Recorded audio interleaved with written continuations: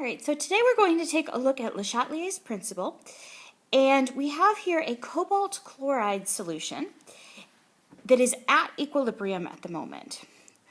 The cobalt chloride solution has cobalt in two different forms.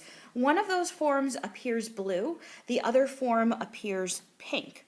So when there's more of the blue side of the reaction, it looks more blue. When there's more of the pink side of the reaction, it looks more pink. Right now, as you can see, there's more of the blue side of the reaction. But we're going to do some things to mess up this equilibrium and see how this shifts the equilibrium concentrations. So the first one that we have, we're just going to leave the way it is so we can compare all of our solutions to the original. To the second one, we're going to add 4 drops of water, one at a time, and look at what happens when each drop of water is added.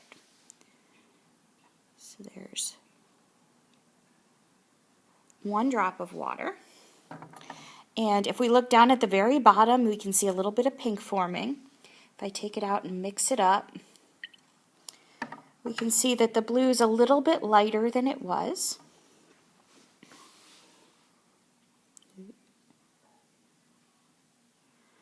2, 3. So it's becoming less and less blue, more and more pink.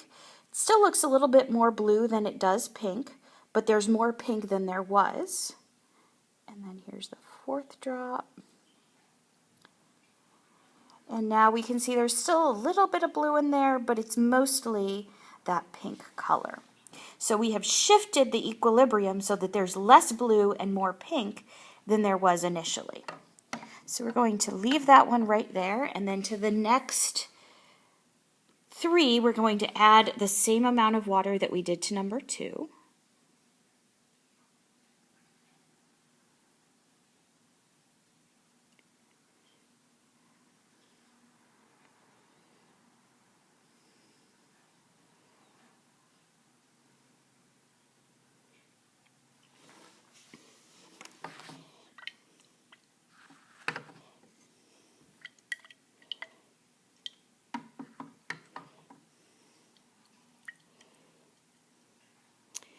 So at this point, all 4 of these look like there's more pink than there is blue. They all look relatively similar to each other.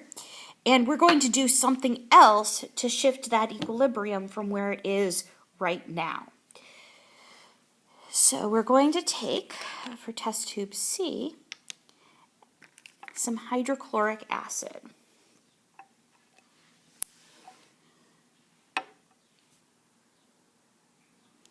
So you can see as it goes in, you can see a little bit of more blue forming. Even though there's still more pink than blue, this shifted the equilibrium toward the blue side because there's more blue than there was when we started adding the hydrochloric acid. And the more HCl I add, the more it's going to shift that equilibrium to become more and more blue. So with the water, it shifts towards the pink. Now that I've added HCl as well, the HCl is shifting it back toward the blue side. Next, we're going to add some magnesium chloride. And that's a solid, so I'm just going to take a little scoopful and put it right into the 4th test tube. So you can see there's some blue forming right around those crystals.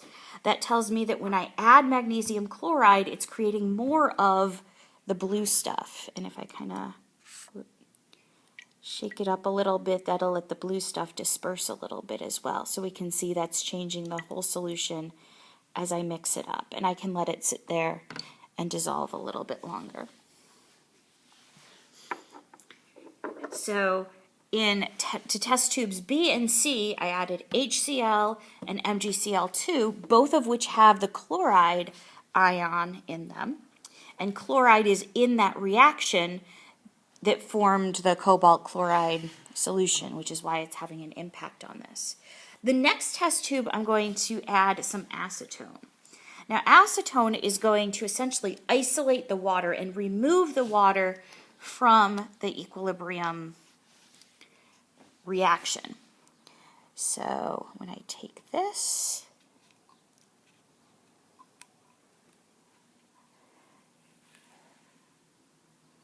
we can see as I put it in, more and more blue is forming.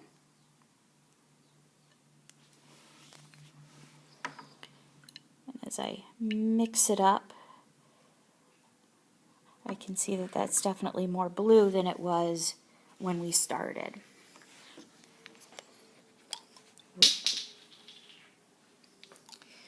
To the last test tube, I am going to add some silver nitrate.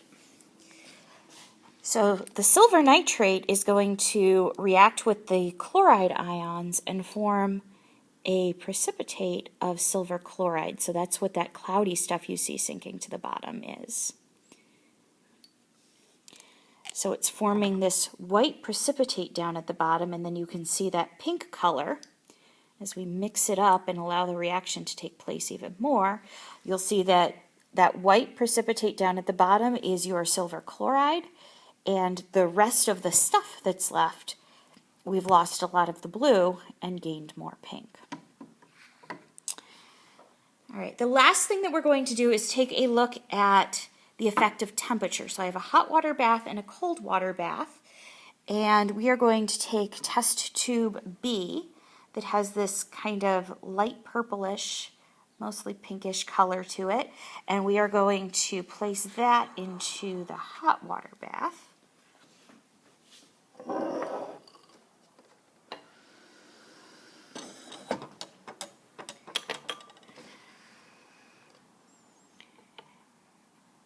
And watch that, and we can see that it was that mostly pink color, and as we're heating it up, it's turning more and more of the blue color.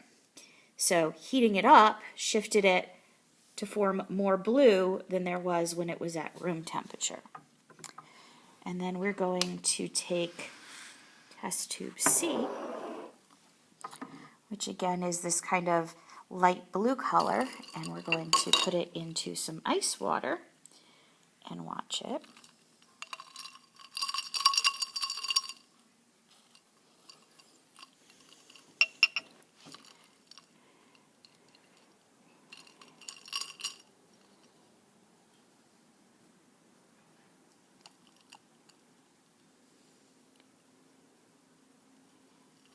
And we can see as we did that, it became more of a pinkish color than it was. So heating it up shifted it, forming more blue than there was. Cooling it down formed more pink than there was. Again, in this lab, we tended to just keep adding more and more stuff to shift that equilibrium until we saw it turn really blue or really pink. The shift direction is just meaning that there's more of one color than there was before. So even if I took just and put a drop of water into the dark blue, and it's still primarily blue, but it's a little less blue than it was, that is still a shift toward the pink direction, even though there's still more blue than there is pink, because there's less blue than there was and there's more pink. So it's shifting in that direction, just not enough to completely get rid of all of that blue. And the more we disturb a situation, the more it's going to change.